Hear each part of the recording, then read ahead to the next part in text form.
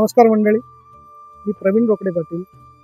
गावठी बडबड या यूट्यूब चॅनल मार्फत आपण कृषी संवाद या विषयावर आपले आजचे पाहुणे श्री योगेशजी काळे पाटील सर यांच्याशी चर्चा करणार आहोत. आजचा मुख्य विषय असा आहे की ग्रामीण भागामध्ये उत्पन्नाचे जे सोर्सेस असतात पैकी शेती हा प्रमुख सोर्स आहे आणि या शेतीला तंत्रज्ञानाची जोड देऊन कशी प्रगती साधता येते या विषयावर आपण खास चर्चा करणार आहोत. तर मी जास्त वेळ न घेता तुमच्या पाहुण्यांची ओळख करून देतो. योगेश सर, आपण आपलं बालपण, आपलं नाव, गाव, पत्ता कृपया आमच्या प्रेक्षकांना सांगावं म्हणजे आपण या पुढच्या व्हिडिओला सुरुवात करू. नमस्कार मंडळी, माझं नाव योगेश सुखदेव काळे, राहणार नाणेगाव, तालुका जिल्हा नाशिक. माझं बालपण हे नाणेगावातच गेलं. माझं शिक्षण 8वीपर्यंत झालं आहे. मी भगूरला शाळेत होतो आणि एक सर्वसामान्य शेतकरी कुटुंबातला मी शेतकरी आहे. योगेश सर, माझा तुम्हाला पहिला प्रश्न असा आहे की तुम्ही जेव्हा 18व्या वर्षापासून शेतीला सुरुवात केली त्यावेळेचा तुमचा अनुभव कसा होता की तुम्ही शेती क्षेत्र कसं निवडलं? शेती क्षेत्र असं निवडलं की वडिलोपार्जित शेतीधंदा होता आणि दुसऱ्या कुठल्या धंद्यात आवड नसल्यामुळं शेती करण्याचं लहानपणीपासून आवड होती आणि शेतीमध्ये काहीतरी क्रांती करू, नाव कमवू, पैसा कमवू ही इच्छा होती. म्हणून वयाच्या 18व्या वर्षापासून शेती करण्याचा निर्णय घेतला. तुम्ही ज्यावेळी शेतीला सुरुवात केली त्यावेळी शेती कशी होती? आधुनिक होती त्यावेळेस? तुमच्याकडे जे शेतीला लागणारे अवजारं होते, ट्रॅक्टर्स होते, काही इतर साधनं होते, ते सगळे अवेलेबल होते की सामान्य शेतकरी म्हणून तुम्ही सुरुवात केली? एक सर्वसामान्य शेतकरी म्हणून सुरुवात केली. काही अवजारं होते, काही नव्हते. जे नव्हते ते आपण रेंटिंग घेऊन सुरुवातीला गहू असेल, सोयाबीन असेल, भाताचं पीक असेल, भाजीपाला असेल, अशा शेतीला आम्ही सुरुवात केली सुरुवातीच्या काळामध्ये. तो काळ कसा होता? म्हणजे त्या काळामध्ये तुम्ही जे आता पिकं सांगितले त्या पिकांना कसा भाव कसा होता? म्हणजे मार्केटमध्ये त्याची व्हॅल्यू कशी होती? साधारण त्यावेळेस गहू जायचा 15 रुपयापासून तर 18 रुपयापर्यंत विकायचा गहू. 2000 साधारण 7-8 साली. आणि त्यावेळेस भातालाही काही जास्त बाजार नव्हती. पण त्यावेळेस म्हणजे आजच्या तुलनेत असं वाटतं की मजुरी कमी होती, खतांचे भाव कमी होते, मजुरांची कॉस्टिंग जी बसते ती कमी होते आणि मजूर अवेलेबल होते. त्या तुलनेत आज तितके मजूर अवेलेबल नाही. त्यावेळेस भाव जरी कमी मिळत होता पण शिल्लक राहणार उत्पन्न त्यावेळेस चांगलं राहायचं. त्या तुलनेत आज तितकं राहत नाही. तर मला एक सांगा, मी आता म्हणाले की मजूर त्यावेळी भरपूर होते, आता मिळत नाही, बरोबर? पण तुम्हाला असं नाही वाटत का की त्यावेळी मजूर होते म्हणून टेक्नॉलॉजी जास्त प्रमाणात वाढली नाही? त्यावेळी सगळं अवेलेबल होतं. आज मजूर नाही म्हणून तुम्ही ट्रॅक्टर आणले, तुम्ही इतर मशागतीचे साधनं निर्माण केले. हा शेतीला प्लस पॉईंट नाही का मजूर नसल्याचा? 100% टेक्नॉलॉजीचा प्लस पॉईंट आहे. पण आजही काही कामं अशी आहेत तर ते आपल्याला माणसांकडनंच करावं लागतात. आणि आजच्या सध्या प्रत्येक माणसाची गरज अशी झाली का त्याला कंपनीत कामाला पाहिजे, त्याला उन्हात काम नको आहे, शेतीमध्ये काम नाही म्हणता येईल शेतीत काम करणारे लोक. त्याच्यामुळे अडचणी फार वाढत चालल्या. तुमच्याकडे शेती किती? माझ्याकडे साधारण 8 एकर शेती. 8 एकर शेती. तर तुमच्या तुलनेत इतर शेतकरी जर बघितले, म्हणजे तुम्ही ज्या गावात राहतात, आता माझाही जन्म त्याच गावात आहे, आपण मित्रही आहोत म्हणून मला बऱ्यापैकी तुमच्याबद्दल माहिती आहे. तुम्ही 3 जण भाऊ आहेत, बरोबर? त्या तिघांमध्ये तुमच्या वाट्याला 8 एकर क्षेत्र आहे, बरोबर? तर तुमच्या तुलनेत इतर जे क्षेत्र म्हणजे इतर लोक जी शेती कसतात तर त्यांच्याकडे किती क्षेत्रफळ असेल किंवा त्यांची परिस्थिती काय आहे? तर आपल्या गावचा जर विचार केला तर ॲव्हरेज 1 एकर 2 एकर असेच शेतकरी बस एवढं जास्त शेत. प्रमाणात. मग असं नाही वाटत का तुम्हाला तुमच्यापेक्षा जास्त अडचणी त्यांना आहे? कारण आजकाल मुलांचे लग्न होत नाही, बरोबर? त्यात जर शेतकरी म्हटलं तर अगोदरच नको म्हणता. त्यात शेती जरी असली तर क्षेत्र कमी म्हणजे उत्पन्न कमी म्हणजे जीवनमानावरती कुठेतरी परिणाम होतो. याचा विचार करून जे मुलीचे आई वडील जे असतात ते नकार देतात यावर काय मत आहे? 100% तुमच्या मताशी मी सहमत आहे. शेतकरी छोटा असो किंवा मोठा असो, शेतकऱ्याला आज मुली द्यायला कोणीच तयार नाही, ही सत्यता आहे. आपण स्वीकारलीच पाहिजे. प्रत्येकाला त्या गोष्टीमध्ये अनुभव येऊच राहिला आहे. तर मला नाही वाटत की क्षेत्र कमी जास्त आहे त्याच्यामुळे मुली द्यायला काही लोक विचार करतात. सर्व शेतकऱ्यांना एका लाईनीत बसवलेलं आहे लोकांनी. बरं, तुम्हाला असं नाही वाटत का की आहे ती शेती तंत्रज्ञानाचा वापर करून चांगली करता येईल किंवा उत्पन्न वाढवता येईल? 100% प्रयत्न तसेच चालू आहे आणि त्याच्यावरती मात करत करत साधारण 15 वर्षापासून इथपर्यंत आलोय आपण. बरं, माझा एक महत्त्वाचा प्रश्न आहे. तुम्ही शेती करत होते. तुम्ही मला मगाशी सांगितलं की तुम्ही इतर जे पिकं होते ते भरपूर प्रमाणात घेत होते. पण अचानक असं ते सगळे सोडून मग तुम्ही द्राक्ष शेतीकडे कसे वळाले? आर्थिक गणित जर बघितले तर गहू असेल, सोयाबीन असेल, भात असेल, भाजीपालांमध्ये सातत्यपूर्वक पैसे होण्याचं प्रमाण फार कमी आहे. साधारण 2010ला आम्ही द्राक्षाची लागवड केली. त्याच्या आधी आमच्या मोठ्या बंधूकडे द्राक्षाची बाग होती पहिल्यांदाच लावलेली आणि त्यावेळेस त्याला खूप चांगले पैसे झाले. तर आमच्या लक्षात आले की हे पीक आपण कमर्शियली चांगल्या प्रमाणात करू शकतो आणि याच्यातून आपण चांगलं उत्पन्न घेऊन आपलं कुटुंब चांगल्या पद्धतीने चालवू शकतो. म्हणून आम्ही द्राक्ष बाग लावण्याचा निर्णय घेतला. तितकं उत्पादन गव्हामध्ये, सोयाबीनमध्ये, भातामध्ये मिळेल याची शाश्वती नव्हती आणि मिळणार पण नाही. नाही, मग मला एक सांगा, तुम्ही जेव्हा द्राक्ष बाग हे क्षेत्र निवडलं, तर तुमच्या आर्थिक परिस्थितीत काही बदल झाला की पूर्वी जे पिकं घेत होते ते योग्य होते की आत्ताचे पीक घेते ते योग्य? 100% आर्थिक परिस्थितीत मोठे बदल झाले. पूर्वीच्या काळी साधारण एक वार्षिक टर्नओव्हर 5 असायचा. 5 लाख रुपये वार्षिक टर्नओव्हर असायचा पूर्ण शेतीचा. आज कुठंतरी त्याच्यावरती एक झिरो लागते.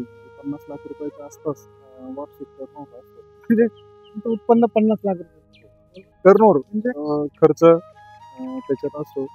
नेट प्रॉफिट नसतं तितकं. पण नाही, टर्नओव्हर पण तुमच्या कुटुंबाचा जर विचार केला ना, तर तुम्ही 3 जण मिळून हो.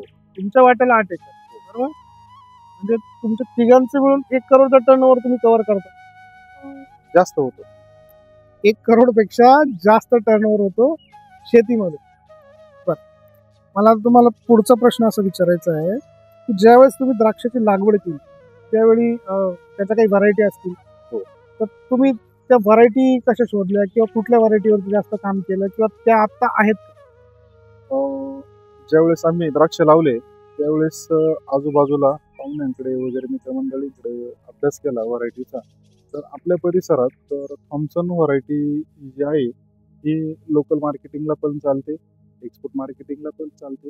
त्यावेळेस मग आम्ही ती लावण्याचा निर्णय घेतला आणि अजूनही ती व्हरायटी आमच्याकडे आहे. बरं, आता ती जी व्हरायटी तुम्ही मला सांगितली थॉम्सनची, एक मी मागे प्रकरण ऐकलं होतं की एक काळ असा आला होता की त्याच्यामध्ये काहीतरी असे केमिकल समजा आपण पिकावर फवारणी करतो, ते जे रासायनिक जे केमिकल्स म्हणतो आपण त्यांना, त्यावर राहिले आणि त्यामुळे सगळा नाशिक जिल्ह्याचा किंवा महाराष्ट्रातून जाणारा सगळा माल हा कंटेनरने भरून जेव्हा परदेशात जात होता, तो सगळाची सगळा पाण्यामध्ये फेकून देण्यात आला. हे खरं आहे का? 100% खरं आहे. कारण काय? 2010ला त्या औषधाचं नाव लिओसिन. दिवस काय असं युरोपियन युनियनचे काही टर्म्स असतात. त्यांना कुठले मॉलिक्यूल चालतात, किती प्रमाणात चालते याची एक लिस्ट येत असते. ही लिस्ट त्यांनी आपल्याला पाठवली होती. आपले काही अधिकारी होते त्यांना मेल केलेली होती. पण त्या अधिकाऱ्यांचा आपल्याला हलगर्जीपणा नडला आणि त्यांनी ती माहिती शेतकऱ्यांपर्यंत पोहोचवली नाही.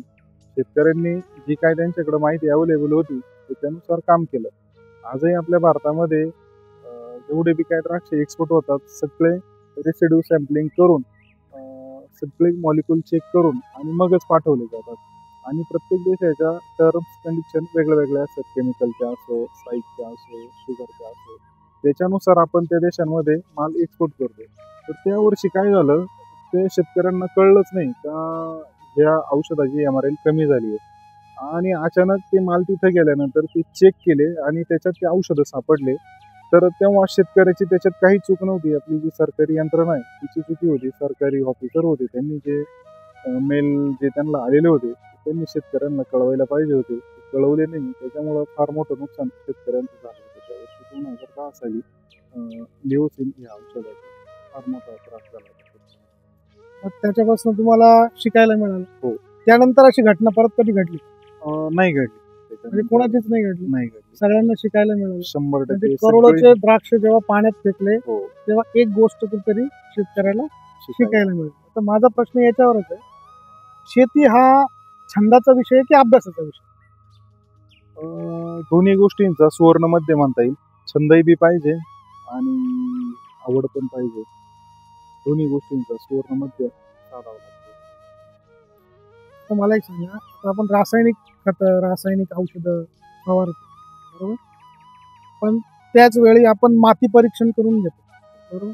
हे प्रत्येक वेळी तुम्हाला करावंच लागतं की म्हणजे प्रत्येक वर्षीचं वातावरण किंवा मातीत काही बदल होतात का? प्रत्येक वर्षी तुम्हाला ते शेतीचा ते माती परीक्षण करावंच लागतं का? किंवा जे तुम्ही फवारणी करतात त्याच्या काही लॅब टेस्ट असतात का, त्या कराव्या लागतात? 100% वर्षातनं एकदा आम्ही मातीचे केमिकल अनालिसिस करतो. जमिनीमध्ये फार मोठे काही फरक पडत नाही, म्हणजे जास्त. तर वर्षातून एकदा आपण तिचं सॅम्पलिंग करतो. आणि राहिला विषय पान देठ परीक्षणाचा, तर आम्ही सीझनमध्ये 5 ते 6 वेळा पान देठ परीक्षण करून आणि त्याच्यात ज्या न्यूट्रिएंटच्या लेवल आल्या आहे, त्याच्यात ज्या कमी आहे त्या भरून काढण्यासाठी आपण खालून खतांचं नियोजन करतो. मग त्यात काही म्हणजे मोठ्या मोठ्या लॅब्स असतात, हो. त्यांचाही मोठा तुम्हाला सिंहाचा हो, वाटा असतो. सिंहाचा वाटा असतो. म्हणजे शेतीला टेक्नॉलॉजीची गरज आहे, हो, 100% बरोबर? टेक्नॉलॉजी शिवाय आता शेती होऊ शकत नाही. कोणी उठायचं शेती करायची, ती शेती तशी राहिली. राहिली नाही. माझा पुढचा प्रश्न असायचा, ज्यावेळी तुम्ही द्राक्ष शेतीला सुरुवात केली त्यावेळी तुम्हाला कुठल्या कुठल्या आव्हानांना सामोरं जावं लागलं? कीड असतील, वेगवेगळी म्हणजे अनेक प्रकारचे रोग असतात. जसं मानवी शरीराला भरपूर आजार असतात, तसं प्रत्येक जो जीवन आहे, द्राक्ष बाग असतील किंवा कीटक असतील, प्रत्येकाला आजार पडतो. त्यात शेती क्षेत्रामध्ये तुम्हाला ते नवीन आव्हानं कुठली होती जेव्हा शेती सुरू केली आणि त्यावर तुम्ही मात कशी केली? सुरुवातीला द्राक्ष लावले तेव्हा डावणी हा जो रोग होता 2010 साली, डाऊन डावणी याचं फार मोठ्या प्रमाणात नुकसान होत होतं. नंतर आम्ही नॅशनल रिसर्च सेंटर आहे आपलं पुण्याला, मांजरी फार्मसी, तिथं जाऊन 15 दिवस प्रशिक्षण घेतलं. त्याच्यावर अभ्यास केला डावणीवरती. काही चांगल्या लोकांच्या कॉन्टॅक्टमध्ये जाऊन बरंचसं फिरून बऱ्याच ठिकाणून माहिती गोळा करून आणि त्याला मॅनेज कसं करायचं. त्यावेळेस NRC मध्ये SD सावंत म्हणून डॉक्टर होते, त्यांनी बी खूप चांगलं मार्गदर्शन केलं. आणि आमचे मित्र आहे अरविंद खोडे म्हणून, यांनी सुद्धा खूप चांगल्या पद्धतीने त्याच्यावरती कंट्रोल कसं मिळवायचा. आजही आम्ही त्याच पद्धतीने डावणीवरती कंट्रोल करतो आणि आजपर्यंत आम्हाला डावणीने कधीच त्रास दिलेला नाही. ते डावणी रोग तुम्ही समोर नसते. समोर नष्ट केलं म्हणजे असतो तो, पण त्याला तुम्ही आता कंट्रोल मध्ये कसा करायचा हे ते तंत्रज्ञान अवगत केलंय आपण. तुम्ही डॉक्टरचा उल्लेख केला. मला एक सांगा, जसं मानवी आजारांवरती डॉक्टर असतात, तसं जर शेतीवरती कीड नियंत्रण आहे याच्यासाठी पण डॉक्टरेट असतं का काही? हो. मग तो अभ्यासक्रम म्हणजे कसा आहे, काही सांगता येईल का? तो महाविद्यापीठांमधून जे शिकून येतात आणि कृषी महाविद्यालय, कृषी महाविद्यापीठ ते डॉक्टरेट घेतात. त्यांचा जो शेवटचा कोर्स. हो. मला एक सांगा, तुम्ही खतांचं नियोजन कसं करता? म्हणजे आता एवढे झाड आहेत, मी बघतो आता तुमच्या परिसरामध्ये 8 एकरचं क्षेत्र आहे तुमचं. मग याला खतांचं नियोजन कसं असतं? खतं कशा प्रकारे दिले जातात? झाडाच्या प्रत्येक वाढीची अवस्था वेगवेगळी असते. सुरुवातीचे 30 दिवस वेगळे खतांची गरज असते. तिथून पुढचे 30 दिवस वेगळ्या खतांची गरज असते. तिथून पुढचे 30 दिवस वेगळ्या खतांची गरज असते. साधारण 90 दिवसापर्यंत साधारण बऱ्यापैकी न्यूट्रिशन मॅनेजमेंट 80% करावं लागतं दोन्ही कटिंगला. द्राक्षामध्ये 2 कटिंग होतात. एक ऑक्टोबर कटिंग असते, एक एप्रिल कटिंग असते. तर दोन्ही कटिंगला पान देठ परीक्षण केल्याशिवाय आम्ही कुठलाही खत देते नाही. म्हणजे जेणेकरून जमिनीलाही प्रदूषण होणार नाही, विनाकारण जास्त केमिकल जास्त खतं टाकले जाणार नाही आणि आपल्याही खर्चामध्ये बचत होईल. जे कमी आहे तेवढे ते फुलफिल करायचं. त्याच्यामुळे जमिनीचं आरोग्य चांगलं राहतं, आपले खिशात 2 पैशांची बचत होते आणि आपला व्यवसाय जो आहे तो अजून थोडासा आपण सेव्हिंगकडे घेऊन जातो. आता कटिंगचा विषय घेतला, तर मी पण ऐकीव आहे म्हणून तुम्हाला हा प्रश्न करतो की द्राक्ष बाग म्हणजे जे फळ आहे हे विशिष्ट छाटणीनंतरच येतं बरोबर. बरोबर. तर तुमची पहिल्या टप्प्याची छाटणी, दुसऱ्या टप्प्याची छाटणी असा काही प्रकार आहे का किंवा तो कसा तुम्हाला आमच्या श्रोत्यांना सांगतो? 100% 2 छाटण्यांचे प्रकार असतात. एक साधारण आपल्या नाशिक विभागामध्ये सप्टेंबरपासून छाटणीला सुरुवात होते. साधारण नोव्हेंबर महिन्यापर्यंत चालते आणि तिला गोडीबार म्हणतात. त्याच्यानंतर खरड जी छाटणी असते ती साधारण फेब्रुवारीपासून मार्च आणि एप्रिल या महिन्यांमध्ये असते. जे प्लॉट गोडीबारीला लवकर छाटलेले असतात, जे लवकर खाली होतात, त्यांची लवकर खरड केली जाते आणि जे प्लॉट लेट खाली होतात त्यांची साधारण मार्च, एप्रिल, मे पर्यंत पण खरड चालते. अशा 2 सीझनमध्ये द्राक्ष बागेची छाटणी होते. बरं मला एक सांगा योगेश सर, आता एकंदरीत तुमच्याशी जेव्हा मी चर्चा करतोय ना, तुम्ही यातले 100% तज्ज्ञ आहात हे मलाही पटलंय, समोरच्या व्यक्तींनाही पटलंय. जे आपले व्हिडिओ बघताय ही व्हिडिओ संपूर्ण महाराष्ट्रावर जाणार आहे. महाराष्ट्राच्या कानाकोपऱ्यात जिथं शेती पिकं घेतली जाणार आहेत, तिथं सगळे लोक हे बघणार आहेत. तुमच्या अभ्यासावरून माझं एक लक्षात आलं का शेती हा विषय संपूर्णतः अभ्यास जो करणारा व्यक्ती आहे त्याचाच आहे. कोणी या चला मी द्राक्ष बाग घेतो, संत्री बाग घेतो किंवा इतर कुठले फळ फळ प्रकार घेतो असं कोणी उठून कुठली शेती करणं चुकीचं आहे. त्यासाठी अभ्यास करणं हे आजच्या काळाची गरज आहे. तर यासोबतच माझा पुढचा प्रश्न असा होता की तुम्ही जे छाटणीचा जो टायमिंग सांगितलं तर यात वातावरणात बदल होतो बरेचसे. म्हणजे आता तुम्ही बघितलं मागच्या वर्षी 6 मेला पाऊस सुरू झाला, तो दिवाळीपर्यंत पडत होता, म्हणजे नोव्हेंबर महिन्यापर्यंत पडत होता. बऱ्याचशा लोकांच्या छाटण्या झाल्या नाही झाल्या किंवा त्यांनी त्याच्यावरती काय उपाययोजना केली? प्रथमतः तुम्ही जे काय मला तज्ज्ञ म्हणले, मी तर काही स्वतःला तज्ज्ञ मानत नाही. तुमचं मोठेपणा आहे. अजूनही द्राक्ष शेतीमध्ये स्वतःला विद्यार्थीच समजतो आणि मला 1% द्राक्ष शेती समजली 15 वर्षात असं मी मानतो. अजून 99% मला शिकायची आहे शेती. राहिला विषय नैसर्गिक आपत्तींचा, तर एवढ्या एक 5-6 वर्षामध्ये खूप नैसर्गिक आपत्त्या येऊन द्राक्ष बागायतदार फार मोठ्या संकटात आहे. आता जो मागच्या उन्हाळ्यामध्ये जो 6 मेला जो पाऊस चालू झाला त्याच्यामुळे जो गर्भधारणेचा काळ होता, द्राक्षाचा कटिंग झाल्यानंतर एक साधारण 40 ते 60 दिवस हा गर्भधारणेचा काळ असतो. तिथं द्राक्ष वेलीला चांगला सूर्यप्रकाश मिळाला पाहिजे. तिथं थोडासा पाण्याचा म्हणजे कंट्रोल ताण गेला पाहिजे, तेव्हा द्राक्षाची गर्भधारणा होते. काय झालं, 4 मेला जसा पाऊस झाला तो पाऊस साधारण जुलै महिन्यापर्यंत कंटिन्यू चालला. जुलै महिन्यात एक 8 दिवस उघडला आणि जुलैपासून डायरेक्ट दिवाळीपर्यंत आपल्याकडे पाऊस चालला. त्याच्यामुळे पाण्याचा ताण आणि न्यूट्रिशन मॅनेजमेंट आणि जो सूर्यप्रकाश झाडाला अन्न बनवायला पाहिजे होता, जी गर्भधारणा व्हायला पाहिजे होती, ती झालीच नाही. त्याच्यामुळे साधारण ह्या वर्षी द्राक्षाचं पीक 80% कमी आहे असं म्हणायला हरकत नाही. 80% द्राक्ष बागा फेल आहेत. याचा अर्थ असा की यावर्षी आपल्याला महागडी द्राक्ष खावी लागणार आहे आणि ज्यावेळी द्राक्ष महाग होतील ना त्यावेळी कोणी आंदोलनाला उतरू नये, कारण त्यांच्यावर येणारी संकटांवरती कुठलाही सरकार उभं राहत नाही किंवा कुठली जी रस्त्यावर उतरणारी जनता, फुकट खाणारी जनता कधी रस्त्यावर येत नाही. पण ज्यावेळी शेतकऱ्याचा शेतमाल जेव्हा नुकसानीत असतो त्यावेळी मात्र आपण लोक मजा करत असतो आणि जेव्हा महागाई वाढते तेव्हा आपणच लोक रस्त्यावर झेंडे घेऊन शासनाच्या विरोधात, शेतकऱ्याच्या विरोधात घोषणाबाजी करत असतो. तर मला योगेश सर तुमच्याशी बोलून खूप आनंद वाटला. तुमचा एकंदरीत अभ्यास बघता मला थोडं तुमचं सीझन वाईज म्हणजे तुमचं एक वर्षभराचं कसं प्लॅनिंग असतं, कुठून सुरुवात होते कुठपर्यंत शेवट होतो? साधारण 10 सप्टेंबरपासून छाटण्यांना सुरुवात होते. काहींच्या आघात पण असेल. एक साधारण 1 सप्टेंबरपासून, कारण आता माझ्या असं तुमचेच बंधू आहे, त्यांचा काळ्या द्राक्षांचं म्हणजे काळीचं रान म्हणतात ते अर्ली असते. हो. मग तो काळ कुठला असतो? 1 सप्टेंबरपासून कटिंग चालू होते. 1 सप्टेंबर पासून. तिथून कटिंग घेतल्यानंतर साधारण 4-4.5 महिन्यात द्राक्ष हार्वेस्टिंगला येतात. हार्वेस्ट झाल्यानंतर प्लॉट खाली झाल्यानंतर त्यांना खतं वगैरे देऊन एक 15-20 दिवस किंवा 1 महिनाभराचा आराम देऊन पुन्हा कटिंग केले जातात. पुन्हा प्लॉट स्प्राउटिंग झाले, सबकेन केली जाते, विरळणी केली जाते. त्याच्यानंतर पगला काढल्या जातात, शेंडा टॉपिंग केली जाते आणि फाउंडेशन प्रूनिंगचे कामं साधारण जुलै महिन्यापर्यंत आवरून जातात. आणि पुन्हा जुलै महिन्यापासून तर साधारण सप्टेंबरपर्यंत त्यात बागेची पानं व्यवस्थित कसे राहतील, त्या बागेला पाण्याचा ताण जाणार नाही, त्या बागेला कुठल्या खतांची गरज आहे, या सर्वांचा विचार करून वर्षभर बागेवरती लक्ष ठेवावं लागतं. आणि तेव्हा कुठं तरी जाऊन चांगल्या प्रकारे ऑक्टोबरला माल मिळतो आणि माल जर चांगला आला तर शेतकरी आनंदात असतो.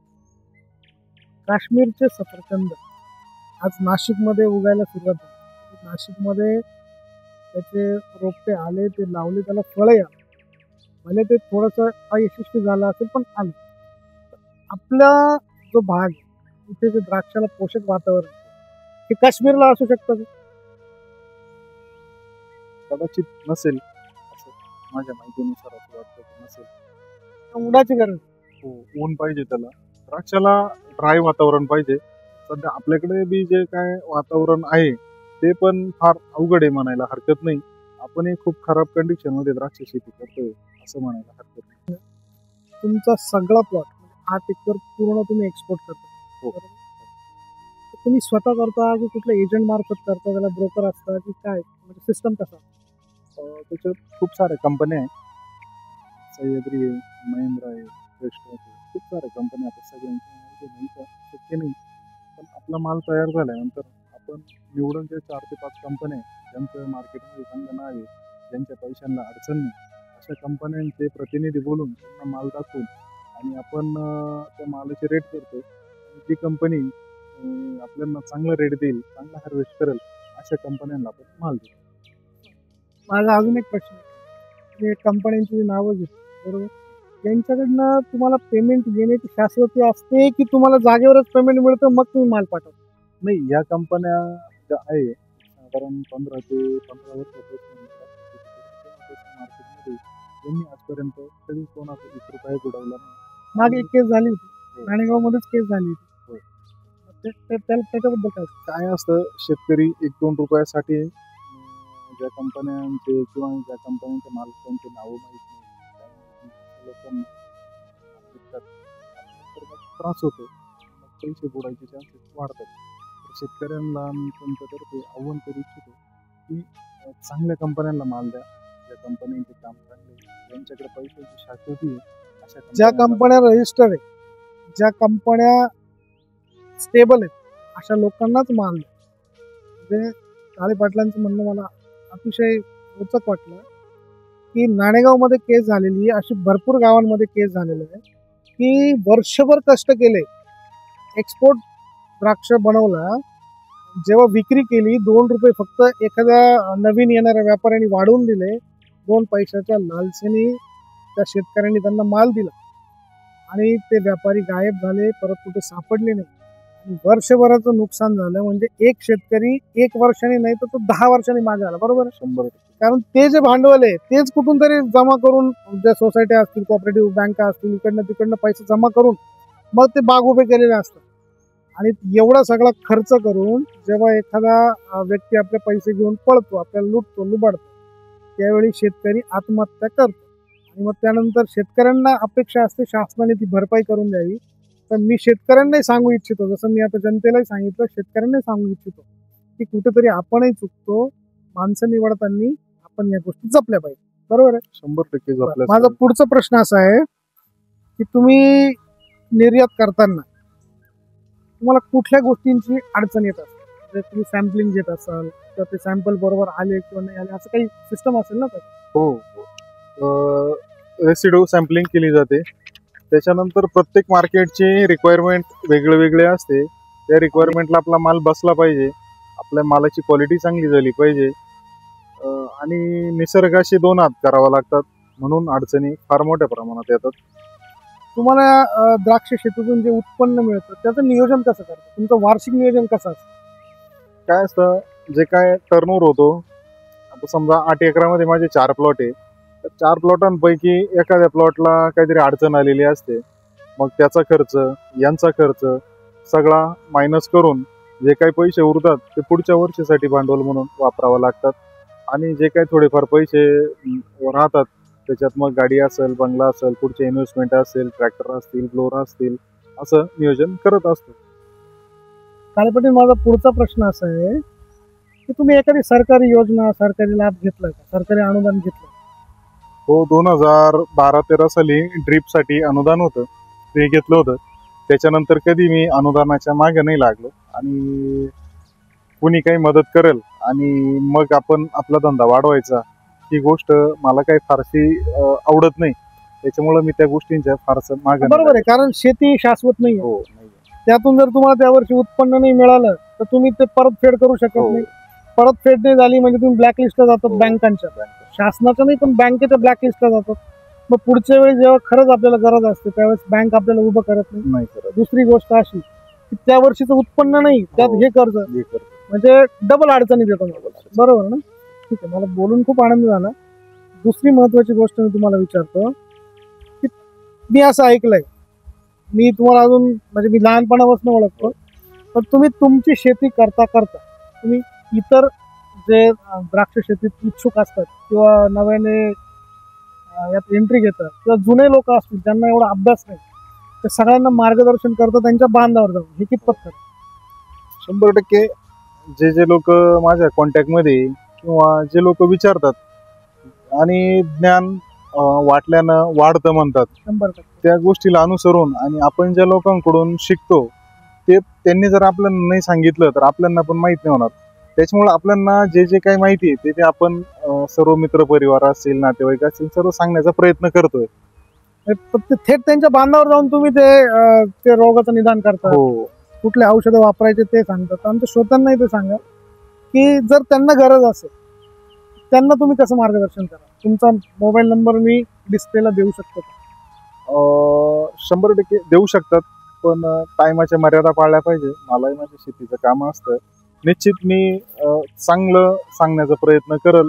प्रत्येकाला योग्य वाटलं तर त्याने वापरावा, नाही योग्य वाटलं सोडून द्यावा. काय प्रत्येक टेक्नॉलॉजी प्रत्येक वेळी थोडीशी अपडेट होऊन येत असते आणि जो अपडेट होतो तोच सक्सेस राहतो. त्याच्यामुळं मी मार्गदर्शन करू शकतो, काही अडचण नाही. तुम्ही माझा फक्त नंबर वेळेची display मर्यादा पाळा. पाळा. कारण त्यांना त्यांचं कुटुंब आहे, त्यांना त्यांची शेती आहे, त्यांना इतरही अजून सामाजिक कार्य आहे. तर कृपा करून अगोदर व्हॉट्सअपला त्यांना तुम्ही मेसेज करा की सर तुमचा योग्य वेळ कधी आहे, मी तुम्हाला कधी कॉल करू आणि तुम्ही कुठे राहता, कुठून बोलता, तुमची अडचण काय, हे जर त्यांना अगोदर सांगितले तर त्यांचा वेळात वेळ काढून ते नक्की तुम्हाला मार्गदर्शन करतील. बरोबर? 100%. तुम्ही ही जी शेती करताय यात तुम्हाला असं काय वाटतं की नव्याने अजून शेतीमध्ये काय बदल व्हायला हवेत किंवा शासनाकडनं आम्हाला कुठली खबरदारी किंवा मदत किंवा टेक्नॉलॉजी आम्हाला दिली गेली पाहिजे किंवा ही टेक्नॉलॉजी अजून आली नाही पण यावर काम झालं पाहिजे, असं काही आहे? 100% आता जगाच्या पाठीवरती खूप चांगल्या चांगल्या व्हरायट्या 20 वर्षापासून मार्केटमध्ये, पण आपल्याकडे यायला फार वेळ लागला आणि शासनाने त्या गोष्टीमध्ये फार उदासीनता दाखवली. म्हणजे शासनाने कुठल्याही प्रकारचा त्याला सपोर्ट न करता आता शेतकऱ्यांनी आणि प्रायव्हेट कंपन्यांनी स्वतः व्हरायटी इम्पोर्ट केल्या. तर शासनाने थोडंसं जर त्या गोष्टींवरती लक्ष दिलं तर आपल्याकडे खूप चांगल्या व्हरायटी येऊ शकत्या. आपण जगामध्ये एक नंबर होऊ शकतो अशी आपल्या शेतकऱ्यांमध्ये कॅपॅसिटी आहे. फक्त व्हरायट्या अवेलेबल झाल्या पाहिजे. बाहेरची जी टेक्नॉलॉजी आहे ती आपल्याकडं आली पाहिजे. थोडीशी इम्पोर्ट एक्सपोर्ट ड्युटी ती थोडीशी शेतीवरची जे काही साहित्य आहे त्याच्यावरती कमी केली तर त्याची कॉस्टिंग थोडीशी आपल्या शेतकऱ्यांना माफत येईल. एवढीच माफक इच्छा. पुढचा माझा प्रश्न तोच आहे. तुम्ही इम्पोर्ट ड्युटी एक्सपोर्ट ड्युटी बद्दल बोलला, बरोबर? शेतकऱ्यांना टॅक्स नाही असं शासन सांगतं, बरोबर? पण तुम्हाला काय वाटतं सगळ्यात जास्त टॅक्स भरणारा वर्ग कोणता?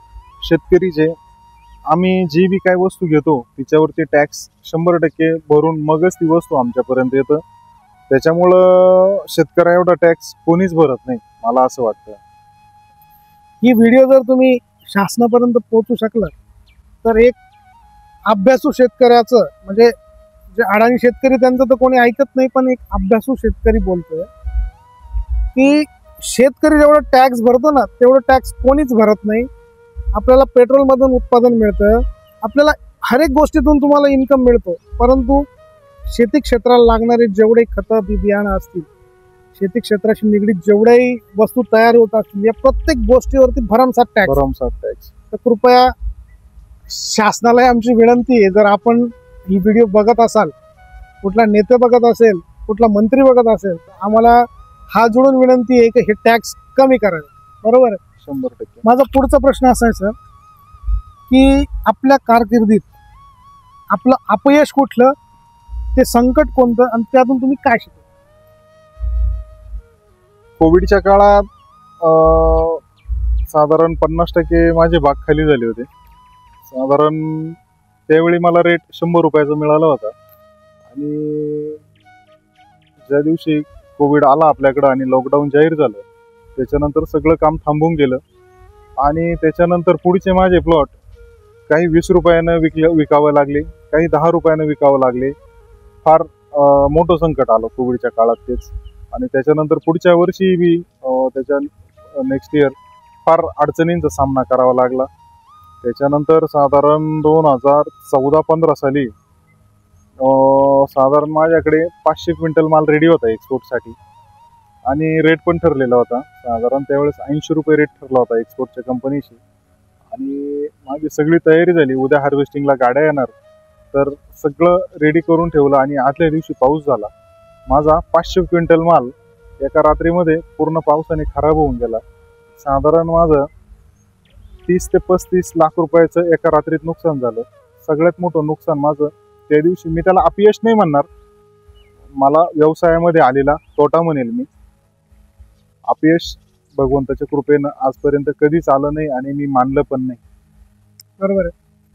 अपयश म्हणून खचून जाण्यापेक्षा आपण अपयशाला कसं अपयशी करून पुढे जाता येईल यावर विचार केला पाहिजे. 100. बरोबर. माझा पुढचा प्रश्न आहे की सर, शेती क्षेत्रामध्ये असं तुम्ही कुठलं तंत्रज्ञान वापरता की तुम्हाला हवामानाचा अंदाज कळतो, तुम्हाला येणाऱ्या संकटांची चावल लागते, असं काय आहे? हो, ॲमिकस सारखी कंपनी आहे. कुठली? ॲमिकस म्हणून एक कंपनी आहे. ती कंपनीचे जे शिवानंद नेगी सर आहे, ते आम्हाला एक साधारण 15 दिवसाचा ते 1 महिन्याचा अंदाज देत असतात पुढचा हवामानाचा. त्याच्यानंतर जोपूळचे एक दीपक जाधव म्हणून शेतकरी आहे, ते सुद्धा खूप छान अंदाज देत असतात. असे आम्ही बऱ्याच ॲक्युवेदर असेल, वाइंडी असेल, अशा भरपूर कंपन्यांचे जे वेबसाईट आहे त्यांच्यावरती हवामानाचा अंदाज घेऊन एक तुमच्या क्षेत्रामध्ये, म्हणजे जे आता शेतीचं क्षेत्र आहे, तिथं काय असं काही उपकरण बसवलं?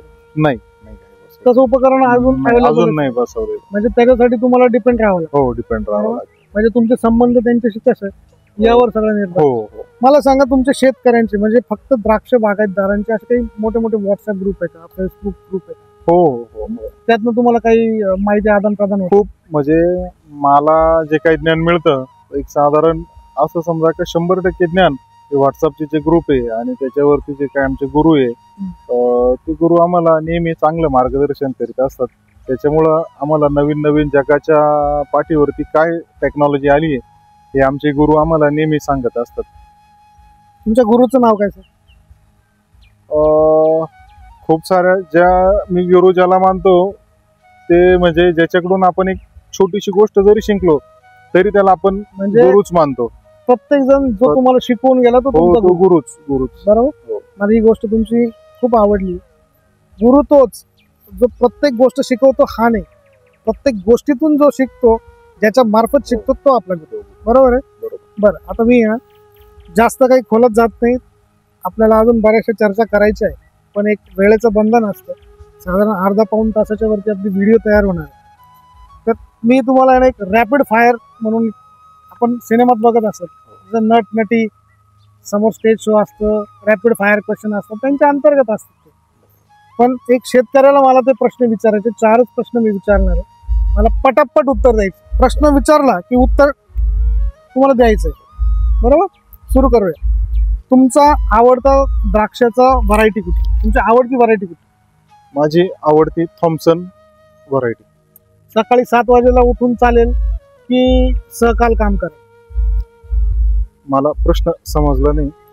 सकाळी 7 वाजता उठून तुम्ही कामाला लागणार तुमच्या छंदाने, हो, की सहकाल म्हणजे तुम्ही पूर्ण वेळ त्या काळजीत असता? पूर्ण वेळ मी माझ्या द्राक्ष शेतीला देतो.